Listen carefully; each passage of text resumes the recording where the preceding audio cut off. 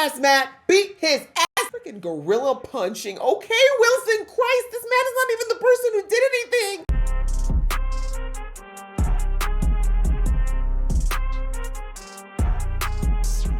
Hey guys, it's your girl Aisha, aka GeekXX Chic, and we're back with another reaction to Daredevil Born Again. We're now on to episode 6, which is called Excessive Force. So the last episode, we got to see our man Matt work with the mask off. He was part of a robbery. He chose to be part of that robbery, and he managed to basically take down, well, stop the robbery from getting escalated into a more of a hostage situation. And he also managed to thwart these criminals in their abduction or their theft of a diamond, which was the objective of the whole thing. So I just thought it was cool to see Matt kind of work with his brain more so than with his fists in this particular one. And I don't know if he's going to take much away from this outside of the fact that there is still some stuff going on with the gangs here, and that there really isn't anyone to kind of stop them or slow them down now that Fisk has decided to take his hands off of the business. So yeah, we're going into this episode and looking at the thumbnail, we're finally maybe going to start seeing what's going on with this person who's wearing his mask of blood. So I'm ready to jump in, but just before I do, a reminder that if you'd like to be in the know when I drop episodes, please go ahead and hit that subscribe button as well as the notification bell. All right, that out of the way, let's get into the episode right now. I also saw online that some people were speculating that the person in the mask is the boy that asked the therapist for help at the book signing, and I completely forgot about him. But I know they wouldn't have shown it for no reason, so that's a very good call. Swordsman, if you're watching this, keep doing the good work because our cops here, they don't really do much, so. Damn! Homie said the cops can pack it in. Uniforms for decoration. Hey, didn't Spider-Man stop that train once? Bodies? Is he gonna find bodies? He's making them look like the mask. Thou didst establish St. Ives as a judge in the midst of his brethren. Hold on, I gotta go back. What did that... I need to see this poster, or this graffiti again. Kiss, bull, king, ass. Huh. Sorry, maybe my brain's asleep today. I'm trying to figure out what this overall message is. I'm assuming it means that they think it's money that he cares about more than anything else. I think it's a cool touch that Foggy's badge had a braille on it. Sorry, I know it was bad, but not losing it's kind of, from time to time, it's nice to see. Amen. You pray? Still? Yeah, I've stopped. And if he does? Art fund benefits at 7? That sounds nice. You go then. Tired of these black tie Part of being a mayor, again, Fisk. There he is. Uh-oh. Whenever I see a man in a jumpsuit, instant hackles. Maybe you should leave, Sheila. Yeah, you don't want to hear nothing. Just plausible deniability. You go to a bank and get taken hostage? All right, yeah, that, sure. Yeah, that. That worked out. Matt, you were a victim of Yeah, you're with a therapist now, Matt. You're not going to be able to shrug this off with her. You've got 5 minutes. Look at all these books. You haven't read a single one of them, have you? Is this about the 1.8? Might as well be Halloween in here. 4 minutes and 30 seconds. Oh, come on. Is that how we're Telling the gonna do truth, this? though. No foreplay? Ugh, Oh. vigilantes. Why we revere the mask. Oh, why do you think Matt would have insight on that? You need to give Victor the 1.8. And if he doesn't? I'll give you until the end of the week. Or? Respectfully, Mr. Mayor. Call him by his real title. 1.8 up your ass. Ooh, spicy! Look at the twitch! Oh my god, well done, Vincent. Woosah! 1.8 to Victor and the balance to me, of course. I don't think he put the back on that pin. Does it hide us and give us permission to do things that are legally and socially taboo, like violence? I mean, does a mask allow us to be our true selves? Why are you talking straight to Matt's conscience? Who asked? Yeah, he's like, huh? Maybe, yeah. Maybe both. Maybe, right? Maybe. You've represented a few, right? Ooh, what are you researching me now? Spider-Man? White Tiger? Stay out of it. Well, You got balls being all the way up in Kingpin's personal swinging area, talking that smack. You want to interview the Punisher? That idea? No, it's like, that's a solid idea. Ma'am, you want to get her killed? I'm kidding. He would never hurt her, but still. Give your wife my regards. Please show him out. Yeah, and you mentioned Vanessa. Oh, you want to die? But maybe we can talk about it after. Sure. Sure. Okay, as long as it's not about me Yeah, she totally knows, Matt. I'm afraid you're going to have to dump her into the river. Right into the Hudson. Sheila, you eavesdropping? I don't blame her, though. Best to find out what you're dealing with if you're working with this man. That was a good parallel in the intro. Both of them having their masked lives possibly seeping into their current. Waiting for Wilson to really full on snap, though. Although I guess he has been with Adam already, but I want to see it. Just tell him what you told me. The worst news. Oh, right. It's blood. It's the mural. It's made out of human blood. Oh, God. Yeah, we should have started with that. Hey, She's a sweetie. good to see you. It's Maddie's friend. 11:17 a.m. What is that? Third period? Fourth? Right. History, biology. Why are you here? He was investigating something. Oh, okay. This is where the masks come in, the masked man. People are going missing. No one seems scared. Right. Don't pull that therapy talk that I'm processing or trying to control or whatever. Or that I should be in school. Talk about a mirror. This is what he would have wanted.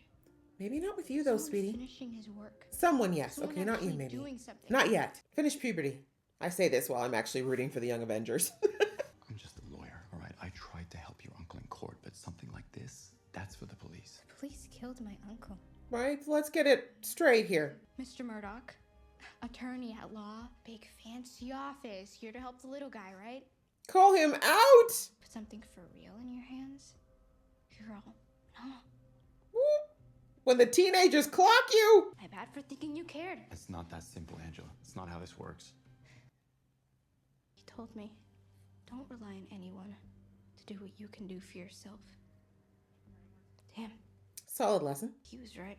Okay, Matthew, maybe you're gonna have to do something because she's too young. I don't know what he's been teaching her. I feel like he probably taught her how to fight, but this man is crazy. Please. And I did see that people were saying that there's another white tiger. I don't know that character, so apparently she is next in line, but she seems a little too young right now. But we've gathered at least 5 unique DNA profiles for each mural, and in 5 DNA profiles per mural, we estimate at least 60 victims. Wow. Missing reports are up, but this can't account for all of them. What are you gonna do about it, Wilson? Since vigilantes can't handle it, please fix it. He's got his eyes on you. 2 murals with your likeness. That's the first sign of cracking, guys. Laughing in a completely inappropriate situation. When the sanitation department figures out there's a serial killer before the NYPD I mean, does, that's pretty embarrassing. He's not wrong. maybe it's time to switch up the protocols. He puts very sarcastically, but very truthfully. I mean, he's not wrong. I guess who would actually think, though? It's not like anyone would ever think graffiti is with anything but regular spray paint. Ladies? Hey, are you Muse? Is it cool if we take a picture of you? No, maybe we leave. His work, you know. Ma'am, y'all have no survival instincts, huh? None. I'm not approaching no man in a dark hallway at night or alleyway. To the mayor's office. Loving Vanessa's dress. I added $1 million tax to his bill. You taught him. You know, politics, it's a different type of problem solving. Oh, is it? But some things, they remain unchanged. Such as? Find what a person wants and either withhold it or provide it, and they'll do anything. You're asking New York's elite for money. I mean, aren't you already wealthy? Why aren't you donating yourself, Fisk, with your dirty, dirty money? It moves growth quickly. It's got a lot of horsepower, if you understand. Most would say I'm the determining factor in that. When did she get out of the hospital at the pit? It's hilarious how he just zones out of every conversation that has to do with the politics. Project simply doesn't align with our interests. I've been told. And Who's it's the our? mayor to you. Oh, who's we? You've made a substantial amount of your fortune around the port, haven't you? I've had many business interests Ah, in my interests. career. I'm saying your port expansion project is a self-serving con, Mr. Mayor. Oh. You're using taxpayer dollars to further enrich yourself. Period. Your colleagues, so to speak. You may have a seat at the table right now. For a couple of years, anyway. But the people in this room still decide who gets to eat. Balls! Love it. Admit it. Wife, the flowers are exquisite tonight, if you would. Thank you. Listen, Wilson gets turned on by powerful women, so it's fine. They know nothing about that. Oh, really? Underestimate the people in this room at your own I was about to say, just because you don't know what they do doesn't mean they don't do it. One phone call to the right person and, well, bye-bye, Gracie Mansion. That's a threat. No. Just a fact? No. It's a warning. You're just in a different pond. There's always sharks, Wilson, and you're not always the biggest one. Oh, no. That past the dinner got to you, huh? Or are you quitting? Oh, he's nervous. Said there's a serial killer out there. They're going through a DEF CON scenario. How many victims? 60 plus. Upwards of 60, so they say. They've identified a suspect, though. Who is it? Graffiti artist, painting walls all around town. Hector's niece was right. Matt's like, must put on soup. Must put on soup. You gotta let this one go. You sure? Just let the police. Why would you tell him that then? Dangling meat in front of a hungry dog? How well does that go? He was looking for the perfect excuse. A serial killer? I think that goes up there. Can you make more apologies for me? Take over, Vanessa. Let them know that you're in charge of it. Then they'll give you the money immediately. These came straight from the forensic team, so. He took them out right in the alley? Hard lesson not to talk to strangers, ladies. Man's obviously mocking the police. We can use this. How? I care about this city. Then put more cops on the street. That's exactly why I asked you here. I intend to. How? Who's cops? A task force. Handpicked by me. Okay.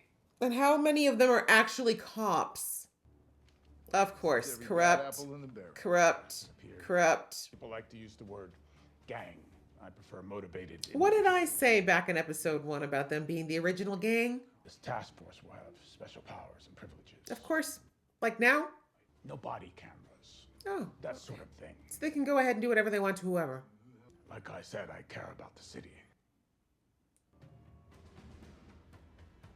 The twitching. Oh my God. Wilson is going to smack someone's head like a melon. It's coming. I can see it. It's just the volcano is bubbling, man. Okay, but why us? Because you're unscrupulous and corrupt.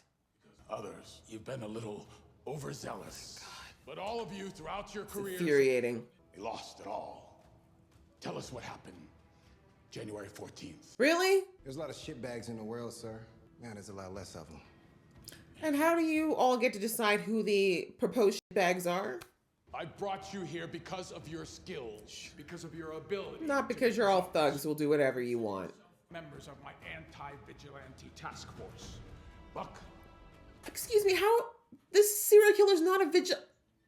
Mass criminals. Take it away from you. Isn't it right? The way that any level of intelligence just completely drained out of that room in a matter of seconds. Practically dragging their knuckles out of there. Oh God, this little girl, isn't it? And I get it, like she's angry and she just needs somewhere to put all her grief, but this isn't it. This isn't it, sweetie. You're not prepared. You ain't got the amulet, you ain't got nothing. Matt gonna have to come out here and save your ass. Matt, if you didn't go put that damn suit on right now. I'm worried. I'm so worried. She's never done this before. I didn't know who else to call. She's never... It's okay. It's all that. It's okay. Just stay where you are. That's all you say to her? Like you could not have more of a reason screaming at you right now, Matthew. Go put the suit on. Put the suit on now. 911, what's your emergency? Exactly. What is your emergency? Fuck it. Right? Because what are you going to say to them? What are you going to say to them? There's a girl who might have gone someplace. We don't know where. She's looking at a potential serial killer. The police are a little busy right now. They need more than that. He's got the suit on. He feels so free. I know it. God, he got her. Sorry, little girl, but sometimes you got to learn lessons the hard way. I don't know what your ass was doing down there. Oh my God. Does he clean those needles? What am I saying? This doesn't matter. They'll die after anyway, but oh my God. Does that say, like, have you please tell me you sterilized that? Probably an anticoagulant. Good. It doesn't look like he cleans it. I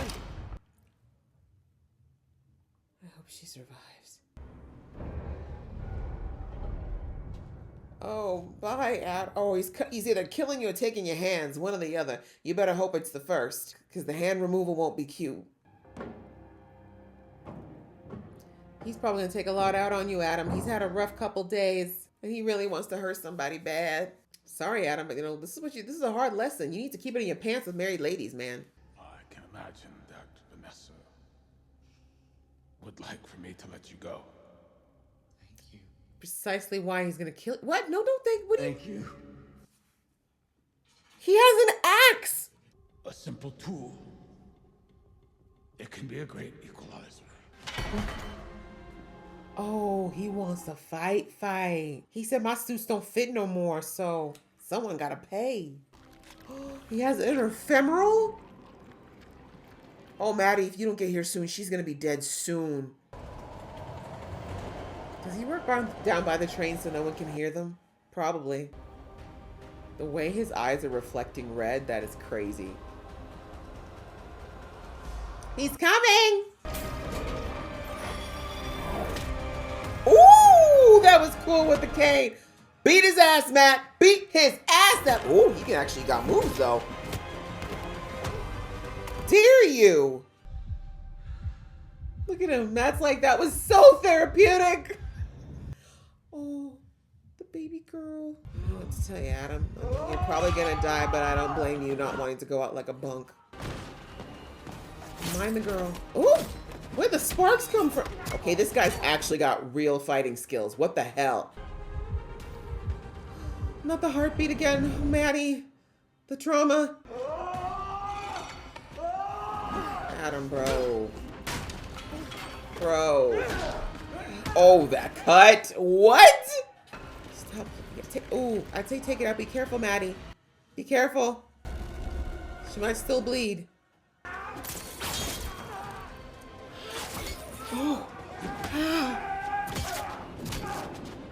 Matthew, you're gonna have to do something serious with this guy. Because what is he even on? The scream? Bitch. God. The fact that they're both losing it at the same time. Freaking gorilla punching. Okay, Wilson. Christ, this man is not even the person who did anything. This is crazy.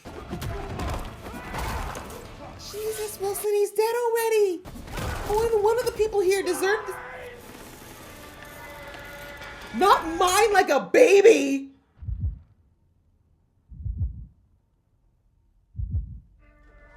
Yeah, you gotta move, Matt. She's dying. Friend and advocate of the poor. Matt, this guy. In pursuit of justice. He's gonna leave his body like that? Lives and reigns with you. Those eyes are gonna open up by the end of the episode. I know it. Get her ass out of there now. You're still breathing, Matt? I'm so sorry for you. Just let yourself go.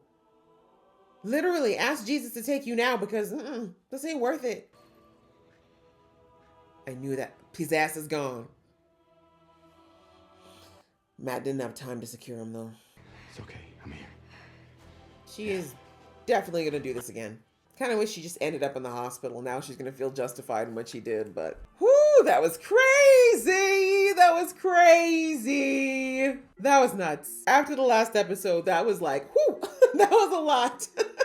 And all in the last, 10 minutes. My God. All right. Well, I would say for this particular episode, the things that really came through to me were definitely, once again, the parallels between Matt and Fisk. We've seen it since episode 1, but both of them trying to wear different masks. And that was the whole theme, in my opinion, of this episode was masks. Different masks that we wear. And Matt's girlfriend there, the psychologist, I think she nailed it where she said, you know, what are masks? Is it something we put on so we can do things that society deems to be inappropriate, such as being violent? Or is it something that allows us to, or to hide from things that other people don't want, or we don't want other people to see, right? And I think, Matt said something like, yeah, it could be both in some cases. And I think for Matt, it was. Like Daredevil, for him, that mask was about being able to both do what he wanted to do, which is not societally acceptable, which is wail on people, but also because it was a part of him that he's not very proud of, that he wants to hide, which is that violence, right? He loves violence. The reality is Matt loves to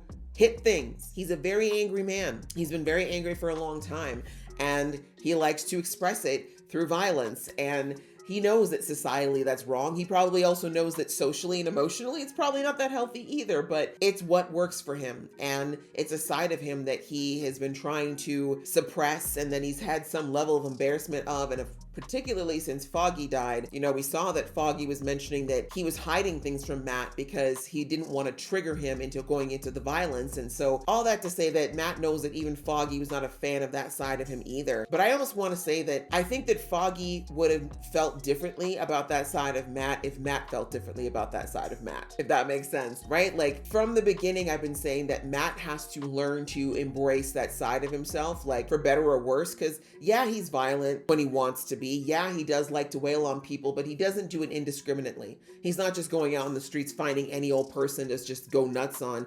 It's typically people who need to be beat, to be quite frank. Like these are people who are criminals, and not just like, he's not just doing this to like petty, thieves, people who are just taking a wallet or something like that. These are typically people who need to be in jail, are repeat offenders, or who are very violent themselves, right? So all that to say is what Matt does, the way he chooses to do it is discriminated, it is controlled, but there is definitely always a danger that he could teeter over an edge into something that isn't so controlled. And I think that's kind of what Foggy is somewhat worried about, and anyone who knows that Matt does this to a degree. But genuinely, I don't think that'll be the case, because Matt is the other side of Matt is so riddled with his Catholic guilt that I really just don't think that he would allow himself to go too far. I mean, in general, like, would he potentially take someone's life? Yeah, I think he could. We already saw that he almost took out Bullseye, but in that moment, right, that was a momentary lapse. But again, I'm not going to sit there and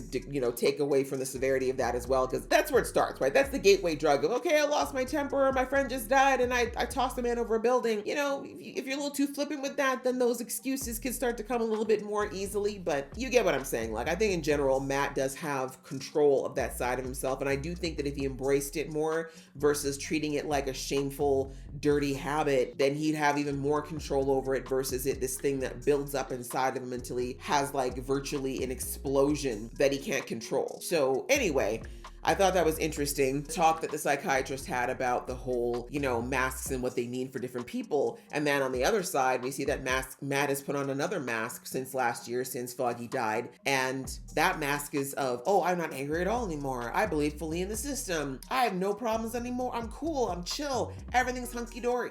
No, right? That mask was to deal with his grief, to deal with the guilt that he feels because he feels like whatever happened to Foggy was his fault, but also the fact that he was absolutely seething that he didn't get a chance to basically end it with Bullseye, even though, should Bullseye be dead?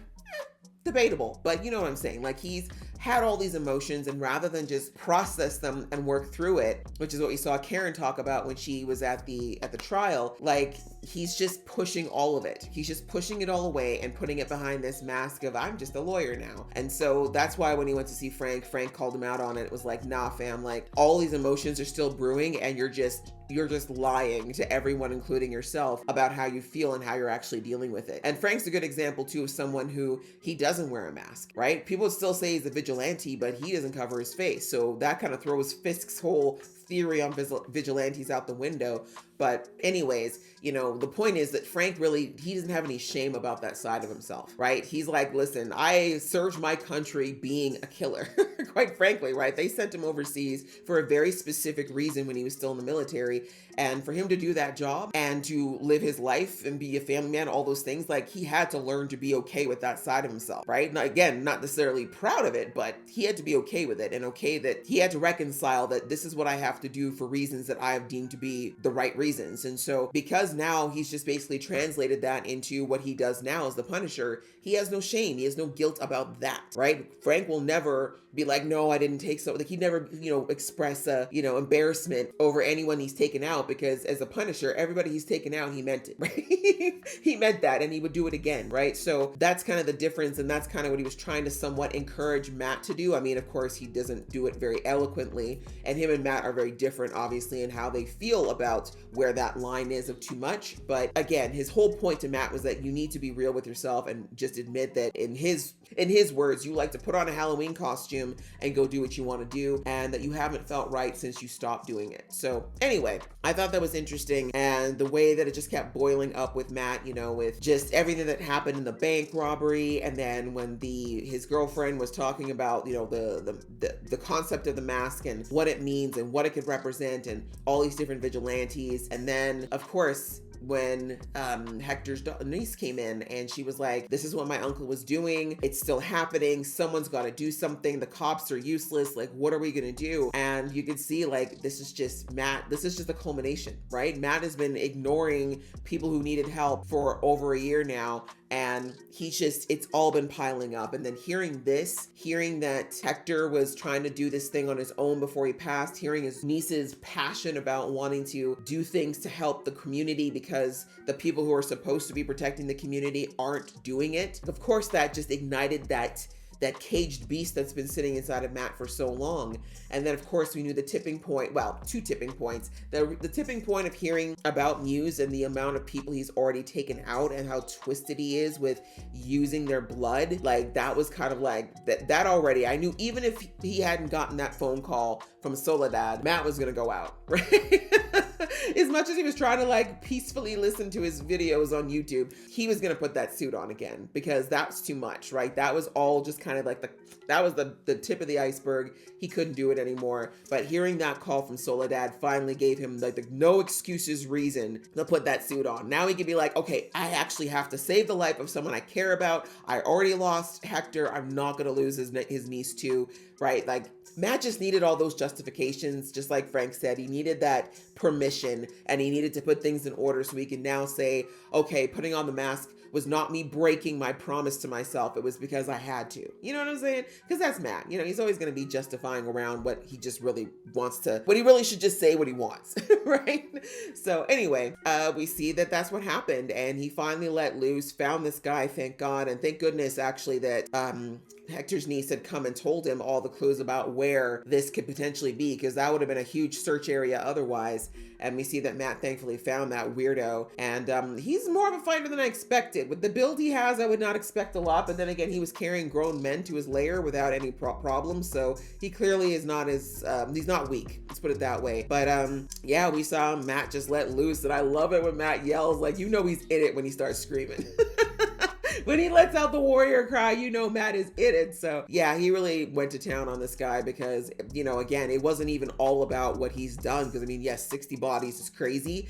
But I think for Matt, it was more obviously that on top of a year of repressing all of this stuff that he's been feeling and all the injustices he's let slide and all the bad guys he knows have slipped through the fingers. Yeah, that guy got pretty much all of that, right? He got that beating came from all that. That's why, you know, Matt had him up there hanging by his throat. I know that if that girl wasn't dying, if that little girl wasn't actually about to die, Matt would have actually killed that man. And I don't think he would have had any remorse about it whatsoever. But anyway, that didn't happen, thankfully, because he had to go and save that little girl's life. And like I said, unfortunately, her seeing that Daredevil was the one to do it, I mean, she's definitely putting that suit on now. She is putting on that white tiger suit now, because she's gonna be like, you see who got it done? The vigilantes. So she's definitely gonna follow in those footsteps, but hopefully she'll be a little bit more careful next time. Maybe she'll learn something from this, like don't go in headlong, girl, with nothing but your flashlight. She is so fortunate that her aunt looks out for her the way she does, because otherwise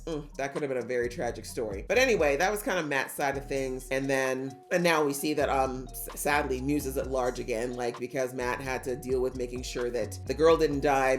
Muse got a chance to escape, and I feel like he's going to be a lot more, it's going to be one of two things. He's either going to be a lot more careful so he doesn't get as easily caught next time, or he's going to do something crazy just to get Matt's attention or to get everyone's attention, because I'm still not sure whose attention he's trying to get at this point, because almost everything he's done, the pictures, etc., have been about the police and about Fisk and about the system. So yeah, I don't think like Daredevil was really anyone he cared about up until this point, but obviously where he's gone wrong with, you know, his vitriol towards those establishments is that he's using innocent people to make his point, which, yeah. Anyway, so on the other side of things, we see again Wilson struggling with his, you know, trying to be this good guy, right? The fact that this is not the way he works. He doesn't like the red tape. He said it already. He doesn't like all the formalities, and he feels like nothing gets done. And when he hears about this with the serial killers, of course, you know, this man went into office telling everybody he was going to bring crime down, vigilantes to the side, the cops were going to handle it all. He was going to make sure everything was good. And within his first couple months, he already has a serial killer on his hands, and the cops are already overstretched. I mean, he already cut their overtime and cut their pay, and now it's like they're stretched thin, they can't cover it all, and they completely miss this, right? And him actually going, the audacity of him turning around and saying to the chief, oh, well, you know, the fact that a painter, or sorry, not a painter, a sanitation worker was the one who figured out we have a serial killer and not you. That's kind of embarrassing. But it's like, bro, yes, I mean, he's not wrong, but why is that? Why is that? Could it be because you cut the force and you also cut their pay? Like, what? But anyways, we see that Fisk, this understandably is just one more thing. Oh, that on top of the fact that he got a visit from one of the gangsters, basically trying to intimidate, like I was gonna say intimidate, he's pushing the line, right? Because Fisk has had his hands off of all the stuff to do with their activity now for we don't know exactly how long. But that visit to the office to me was absolutely, you know, like when a kid tests the boundaries with their parents to see just how much they can get away with, to see like how far they can go before there's any form of repercussion. That's what I'm seeing this guy do, right? He's basically like, I'm gonna come straight to your office, mayor, and with everyone knowing the kind of guy I am and where I come from, and I'm gonna sit on your couch and I'm gonna threaten you in your office because you can't do nothing if you are the man you say you are now. I don't have to listen to you anymore, right? Just like a teenager. You are not the boss, and I don't have to listen to you anymore. That's what he just did. And of course, I love, again, kudos to Vincent D'Onofrio, the amount of times that man's face twitched this episode. Every time something ticked him off more, just, you know, try to keep the beast tamped down, who's like, the beast has been riding, the volcano has been bubbling. It's like right here, all through the episode, everything that started it, then hearing about the serial killer, and then basically like, all right, well, I guess I gotta fix it myself. Oh, then, and of course, you know, wanting to get money for his project that he proposed the episode before, and he's seeing that all the rich people are like, yeah, okay, no, we know you're a criminal, bro. Like, we don't want to, there's no reason for us to invest in your little pet project because we know it has nothing to do with the city and everything to do with you. Like, we see through you, bro. This little thing that you're doing, like maybe the masses are buying it, but we don't. And I love it. I loved whoever that guy was. Both the girl who I recognize her from the pit, the blonde lady and the man with the mustache both put Fisk in his place, and I loved it as far as like this world, right? Because Fisk is not part of this world. He never was. And again, if he would stop condescending to Vanessa and listen to her, she could have told him that this crowd was not going to work. Like what this crowd was not the crowd for him to ask money from. Because Fisk, he's got money, but he did not get that money in the same way that these other people did. A lot of these people he was talking to were old money, like old money, as in money that came from back in slavery and diamond mines, blood diamonds. Like we're talking old money that before Fisk and his whole lineage even started money. And so they roll in a completely different way, in a completely different level of circle than Fisk even knows about. And like the woman said, oh, you have a temporary seat at this table right now, but we all know you ain't gonna stay. And we can make sure that that stays real short if we want to, right? I love that man with the mustache says, you think that you have some level of control here because of who you are and what you did to get here, but just know that there are people in this room that with one call could absolutely destroy everything you have immediately, right? And of course, Fisk got twitchy about that because he's not used to being threatened to his face like that, especially by people he considers to be weaker than him. But once again, as I said, Fisk, he doesn't realize that just because he was a big shark in his pond doesn't mean that there aren't other ponds with bigger sharks. And he learned that today. So a lot of things, again, are just piling up for him, getting him to the point where he can't handle it anymore. And then he decides to put together this task force, and honestly, it's just so triggering. The fact that his whole task force was picked of the people who are the worst examples of abusing that type of power. Like, I'm not saying that all police officers do this, but we all know that there are those, unfortunately, these are the ones who typically make the news, who have taken the higher than usual amount of freedoms and power that they have to, unfortunately, hurt others or to do worse and have no form of repercussions or anything. And there's no punishment for their crimes. And so for Fisk to grab those people of all people who already abuse their power and then tell them that they're justified and that they don't have to even wear the other things that have been put in place to keep them from stepping over the line, and then having the whole thing with the man telling his story, trying to make it look like they're all heroes or just misguided. Oh no, they're not villains, they're just misguided heroes. Or people don't like a narcissist's dream. Like that whole thing was just a bunch of narcissists just whacking each other off. It was horrible. I was like, oh, and the fact that by the end they're all ruining and hoorahing at each other, and that's the energy they're going out in the street with. Yeah, terrifying. But again, that's just giving more energy to Fisk to be in that negative place. And so of course we see at the end that while Matt was actually using that bottled rage to take it out on someone who genuinely needs to be stopped, Fisk instead decided to take it out on a man who made the only mistake he made was dipping his wick in the wrong candle. Right? Like that's it. I mean, as I said, that's what you get for sleeping with a married woman, but seriously, like Fisk, this man does not deserve what you're doing. Like he's not it. How about that punk who came into your office earlier today? That's who you should be wailing on like that. But no, you're doing this to Adam? Adam? And I mean, oh my gosh, give kudos to Vincent D'Onofrio between Matthew screaming in the middle of his fight and him screaming, mine! I was like, oh my God. Like a giant 400-pound baby losing it, having a temper tantrum. Like, well played, Mr. D'Onofrio. That's exactly what I would expect from a Wilson, especially one who's snapped and devolved into his worst form. But crazy, crazy, crazy, crazy that that's how it went. And the fact that he actually wanted to, you know, have a fight, right? He gave this kid an axe and said, come at me, bro. And that should have been Adam's, like, if I was Adam, I just would have used it to just end it. Like, bro, that was your exit plan. Just end it for yourself so this man can't hurt you no more. But I get it. He probably thought there's no way I could lose with an axe. But yeah, I don't even know what he was thinking. That man was shot point blank and he still came back and he's talking to you. That should tell you something. But anyway, crazy episode. Crazy episode. We finally got here where both Fisk and Matt have shirked the masks they were wearing of pretending they aren't the people that they are, and they've now both stepped back into exactly what they said they wouldn't do anymore. So very curious to see what's going to happen next now, because Muse is still out there, and we'll see what happens when Matt is out there again as well, now that this task force has been told that they go after anyone with masks. So even if they're trying to help, they could potentially be in the crossfire. So we'll have to see how that all goes down now while they look for Muse now. But yeah, that was a good episode. I enjoyed it. I hope you guys enjoyed watching along with me. If you did, please show some love, and I will see you in the next one.